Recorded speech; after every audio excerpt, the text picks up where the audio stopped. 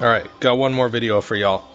So this time we're going to talk about the modded MT4s from Sanwa that I've been using.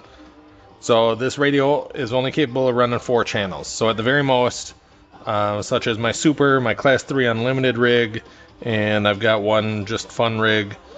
We got steering, rear steer, and then 2 throttle channels, which are overdrive is controlled through the dial, through trim 3, and through trim 4. So dig and burn, overdrive.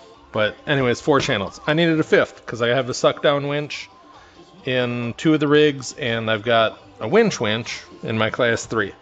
So I wanted to use this button here. When I'm holding the radio, I got my left hand on the throttle and the rear steer. In my right hand, I've got access to the steering wheel and all these trim switches right here pretty easily. So I've been used to using this for dig and burn, or this one here, trim 3, for overdrive, but I want this for winch control.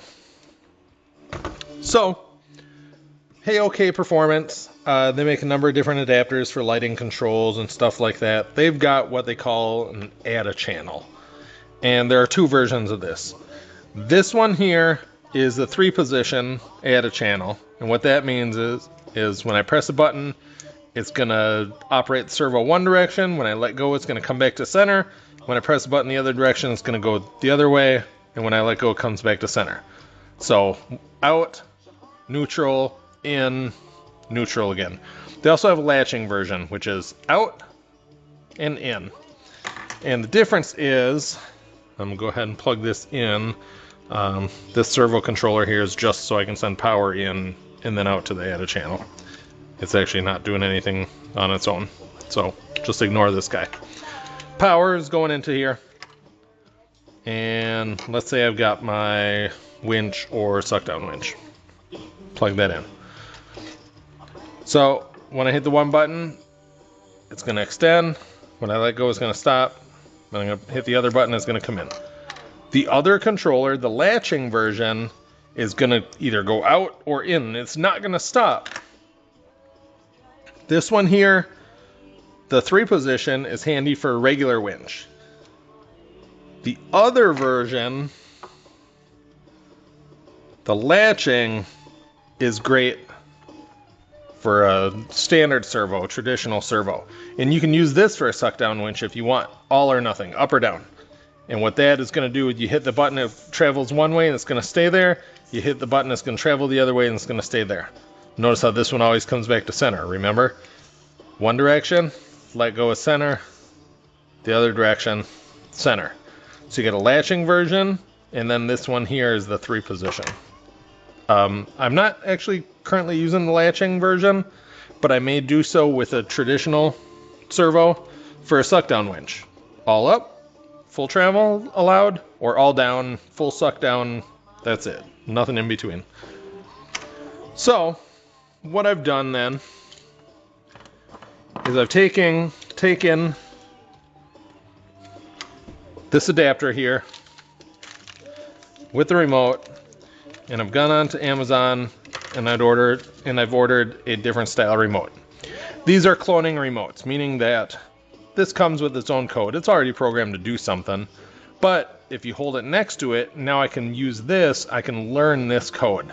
So now this one replaces this. And this is a lot easier to fit in that handle. See where I'm going? So now, rather than that, I've got this going on. So this is the radio I use. Trim 2 has been rewired to run that. Switch A and B, in and out, are now trim 2 up and down. And if I pull this cover off, you can actually see this guy inside there lighting up a little bit. What do you know? I've got more of these radios. So, this is one of my backups, and I'm going to show you how I did this. First of all, single screw pulls off the wheel, and 5 Phillips. Let's take the adapter off of there. And 5 Phillips there pulls off this cover. These 4 trim switches here each have their own button, lever, whatever, and circuit board with 2 buttons and 3 wires. If you take a look at this under a microscope, the white one is your common, yellow is up, red is down, or red is up, yellow is down, or in and out, however you want to think about it. Switch A and B. What I've done is I unsoldered those 3 wires off of there and just had a bare circuit board. Open up this remote, single screw. I've unsoldered all 4 of those buttons and I've taken just the top 2. The common is on one side and the output is on the other. So 1, 2, 3 connectors. And I've extended those 3 wires to that board and tucked that inside there. So now when I press these buttons, those switches operate this board, this remote, in and out. There's a little 12-volt battery inside there. It'll probably last a number of years, similar to your key fob for your remote car starter or whatever. So that is hidden inside the handle for a second transmitter in there. So stock radio runs 4 channels. That button runs a second transmitter tucked inside that handle there, and then this guy plugs in the rig. Sounds a little complicated. It's actually not too bad.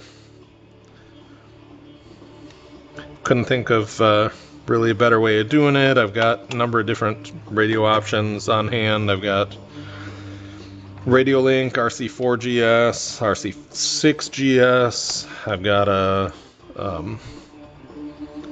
what's it called? Radio Master Zorro. Sticks, I haven't been doing super well with the sticks, so I've stopped using that for a little bit. Got Radio Master MT12. Doesn't feel very great. Lever's in a weird position. It's got plenty of channels, but just feels a little weird, and it's not as comfortable as the MT4 is. So, this was my solution, and it's been working excellent so far. Yeah, that's all there is to it. If you want this type of work done, if you don't feel comfortable doing the soldering and modifications on your own, you can send me a message. I can certainly do so for you. It would take me, obviously, the cost of ordering the Hey OK adapters and then doing the modifications, so that those prices will vary. We have tariffs and stuff to pay for.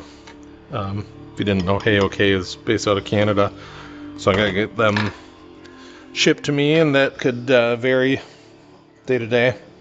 But yeah, I'm certainly capable and willing of doing that for you, whether it's a Sanwa radio or something else if you got.